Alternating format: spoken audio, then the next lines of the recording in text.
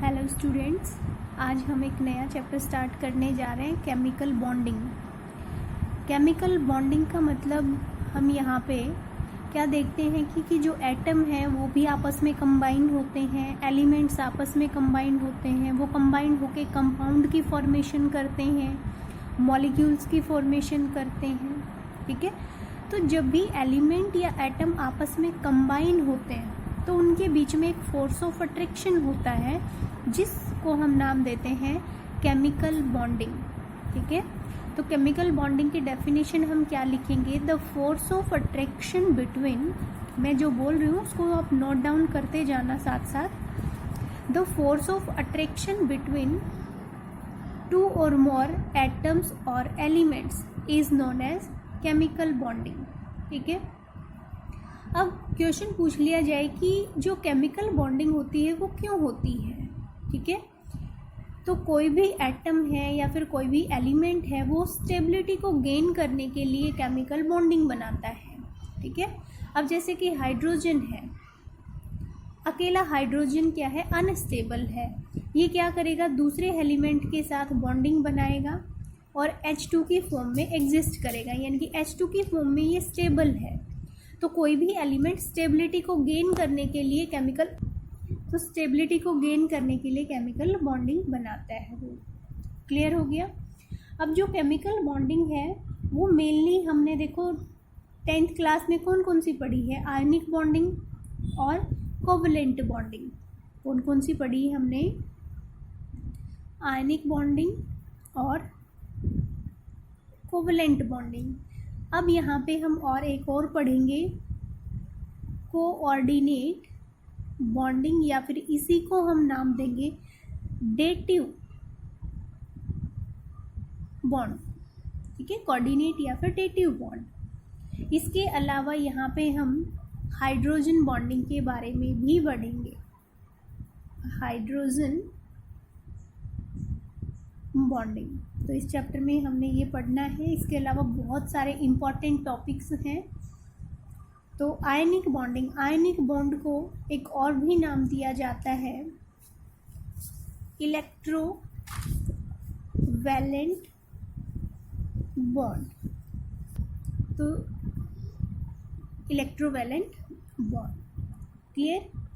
अब देखो बेटा, बॉन्डिंग किस वजह से होती है कि एलिमेंट यहाँ पे ये क्या है? अनस्टेबल है। ठीक है, यहाँ पे भी अनस्टेबल है, लेकिन जब ये केमिकल बॉन्डिंग बना के बॉन्ड कंपाउंड बना लेते हैं तो ये स्टेबल हो जाते हैं। तो ऐसे कैसे स्टेबल होते हैं उसके लिए हमने ऑक्टेट रूल पढ़ा होगा। ठीक है, ऑक्टेट रूल क्या कहता है कि जब भी एलिमेंट की आउटर मोस्ट सेल में 8 इलेक्ट्रॉन आ जाएं तो वो स्टेबल हो जाता है। तो ऑक्टेट रूल क्या कहता है? यहाँ पे मैं लिख देती हूँ ऑक्टेट रूल। तो ऑक्टेट रूल हमें क्या कहेगा कि जब भी एलिमेंट की आउटर मोस्ट सेल में 8 इलेक्ट्रॉन्स हो जाएंगे तो क्या होगा? वो एलिमेंट स्टेबल हो जाएगा, यानी कि वो स्टेबिलिटी को गेन कर लेगा। ठीक है, या फिर हम कहेंगे कि वो क्या करेगा? Attend the electronic configuration of the nearest noble gases. क्या बोला है मैंने? Attend the electronic configuration of the nearest noble gases. क्या मतलब है इसका? कि नोबल गैसेस जो होती हैं वो स्टेबल होती हैं क्योंकि उनके आउटर मोस्ट सेल में 8 इलेक्ट्रॉन होते हैं, उनकी जो वैलेंस सेल होती है वो फुल्ली फिल्ड होती है। ओके, अब जो ऑक्टेट रूल है उसकी भी कुछ लिमिटेशंस हैं। वो लिमिटेशंस हम कैसे करेंगे? फॉर एग्जाम्पल जैसे duplet of hydrogen and helium, इसकी लिमिटेशंस हैं, इसकी कुछ कमियां हैं। फर्स्ट आ जाएगा duplet of hydrogen and helium, कि जो हाइड्रोजन और हीलियम है वो तो अपने आउटर मोस्ट सेल में 8 इलेक्ट्रॉन नहीं करते। अगर इनके आउटर मोस्ट सेल में 2 इलेक्ट्रॉन आ जाएं तो ये स्टेबल हो जाते हैं, यानी कि ये ऑक्टेट कंप्लीट नहीं करते, ये अपना डुप्लेट कंप्लीट करते हैं। सेकंड आ जाता है electron deficient compound, electron deficient compound. For example जैसे BeF2 BF3 electron deficient compound. देखो बोरोन के आउटर मोस्ट सेल में बेटा कितने इलेक्ट्रॉन होते हैं? 3 इलेक्ट्रॉन होते हैं। कैसे पता चला? बोरोन का एटॉमिक नंबर होता है 5। बोरोन का एटॉमिक नंबर 5, ये आपने 10th क्लास में करा था। 5 इलेक्ट्रॉन होंगे तो फर्स्ट सेल में 2 इलेक्ट्रॉन आ जाएंगे और फिर 3 इलेक्ट्रॉन। तो आउटर मोस्ट जो बाहरी सेल है उसमें कितने इलेक्ट्रॉन है? 3। तो ये हमने लिख दिया। ऐसे ही जो फ्लोरीन होता है उसका होता है 9। फ्लोरीन का होता है 9 एटॉमिक नंबर। करके देखो, पहली सेल में 2 इलेक्ट्रॉन, अगली में कितने आ जाएंगे? 7। 7 और 2 कितना होता है? 9। तो आउटर मोस्ट सेल में कितने इलेक्ट्रॉन? 7 हो गया। 1 2 3 4 5 6 और 7। ठीक है, कितने फ्लोरीन है? 3 फ्लोरीन है ना। 1 2 3 4 ऐसे ही 7, ऐसे ही इसका। अब मान लिया ये आपस में क्या कर रहे हैं? शेयर कर रहे हैं। यहाँ से ये एक एक इसका शेयर करेगा, तो इसके पास भी 8 इलेक्ट्रॉन हो गए, तीनों फ्लोरीन के पास हो गया।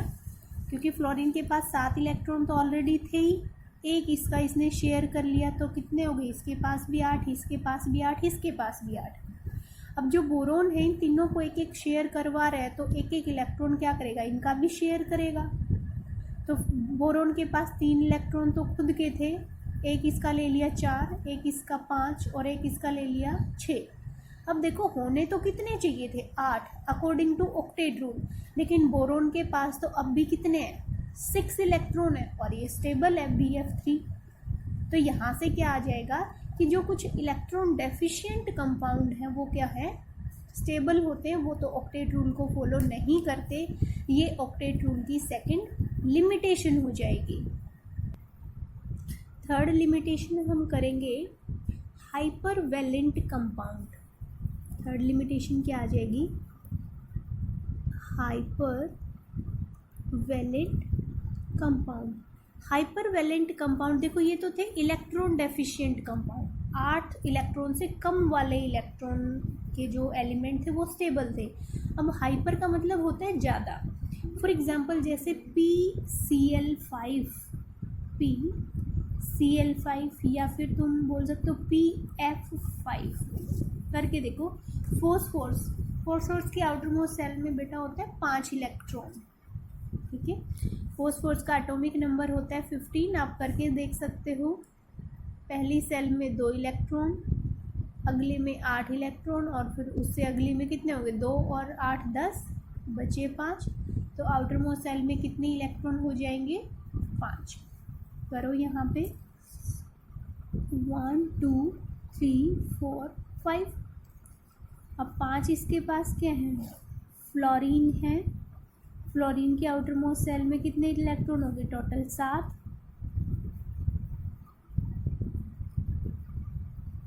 इलेक्ट्रॉन हो गया। मैं डॉट की वजह से लिखने की वजह मैं सिर्फ ऐसे ही लिख रही हूँ। ठीक है, ये हो गया। अब देखो फ्लोरीन जो है इसके पास 7 इलेक्ट्रॉन तो हैं, तो ये क्या करेगा? 1 इलेक्ट्रॉन इसका शेयर करेगा अपना ऑक्टेट कंप्लीट करने के लिए। ठीक है, ओके। ये अपना 1 इलेक्ट्रॉन इसका शेयर कर लेगा, ये इसका शेयर, यहाँ पे ऐसे ही जितने भी फ्लोरीन थे सारे के सारे क्या हो गए? स्टेबल हो गए। अब फॉस्फोरस जो है इनको अपना शेयर करवा रहा है, तो फॉस्फोरस भी क्या करेगा? सबका 1 इलेक्ट्रॉन शेयर करेगा। अब 5 इलेक्ट्रॉन फॉस्फोरस के पास ऑलरेडी थे, 5 ही इसने क्या कर लिए? शेयर। टोटल इलेक्ट्रॉन कितना हो गया? 10। ठीक है, तो यहाँ पे देखो 10 क्या है? ऑक्टेट तो क्या कहते हैं कि 8 ही इलेक्ट्रॉन होने चाहिए, लेकिन यहाँ तो 10 इलेक्ट्रॉन हो रहे हैं आउटर मोस्ट सेल में। ठीक, और फिर भी ये स्टेबल है। PCl5 PF5 स्टेबल के हैं। ठीक है, तो यहाँ पे भी क्या है? ऑक्टेट रूल फेल हो जाता है। फोर्थ लिमिटेशन में हम करेंगे बेटा कंपाउंड्स ऑफ नोबल गैसेस।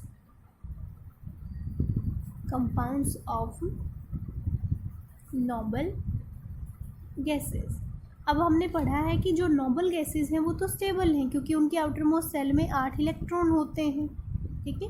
लेकिन उसके बावजूद भी जिनोन जो है वो कंपाउंड की फॉर्मेशन करता है, XeF2 XeF4। इनके स्टेबल होने के बावजूद भी ये कंपाउंड की फॉर्मेशन कर रहा है, यानी कि बॉन्ड बना रहा है, ठीक है। तो यहाँ पे भी ऑक्टेट रूल फेल हो जाता है। और एक फिफ्थ लिमिटेशन हम करेंगे, odd electron compounds. Odd electron compounds, odd electron compounds में क्या होता है कि ऑक्टेट रूल में ये भी बोला गया था कि एक बॉन्ड में 2 इलेक्ट्रॉन होते हैं, यानी कि शेयर करेंगे आपस में तो कितने होंगे, एक बॉन्ड में 2 ही इलेक्ट्रॉन।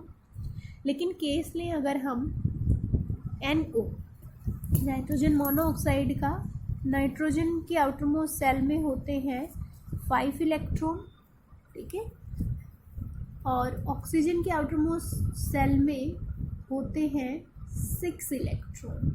क्लियर। ऑक्सीजन का एटॉमिक नंबर 8 हो गया, नाइट्रोजन का 7 हो गया, करके देखो फर्स्ट सेल में 2 इलेक्ट्रॉन, नेक्स्ट में 5, ऐसे ही इसमें फर्स्ट में 2 इलेक्ट्रॉन, फिर नेक्स्ट में कितना आ गया 6 इलेक्ट्रॉन।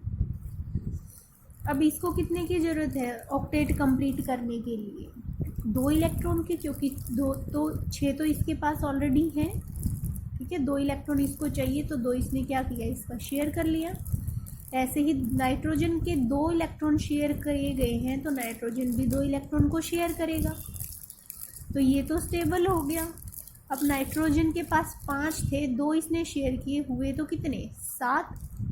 तो इसमें क्या होता है, इस टाइप से देखो 2 इलेक्ट्रॉन और ये इसके पास बचे 1 2 3 4 1 2 3 4 और ये वाले 2 इलेक्ट्रॉन ये रहे। अब जो ये 1 इलेक्ट्रॉन बच गया, देखो यहाँ पे एक बॉन्ड इनका बन गया, ये एक बॉन्ड इसका बन गया, ये। अब जो ये 1 इलेक्ट्रॉन था वो भी क्या करता है, इसी में आ जाता है। तो देखो एक बॉन्ड में कितने इलेक्ट्रॉन हो गए, 3 इलेक्ट्रॉन, और यहाँ पे क्या आ जाता है, ऑक्टेट रूल फेल हो जाएगा। क्लियर। तो ये था अपना आज का वीडियो जिसमें हमने क्या पढ़ा कि केमिकल बॉन्डिंग क्या होती है और केमिकल बॉन्डिंग क्यों होती है, बॉन्ड्स हम कितने टाइप के पढ़ेंगे, ऑक्टेट रूल। नेक्स्ट वीडियो में हम पढ़ेंगे अलग अलग इन सारे जो आयनिक बॉन्ड हैं, कोवलेंट, कोऑर्डिनेट, हाइड्रोजन बॉन्ड, इन सब के बारे में डिटेल से एक एक को करके हम पढ़ेंगे। तब तक ये वीडियो आपने अच्छे से देखना है। ओके।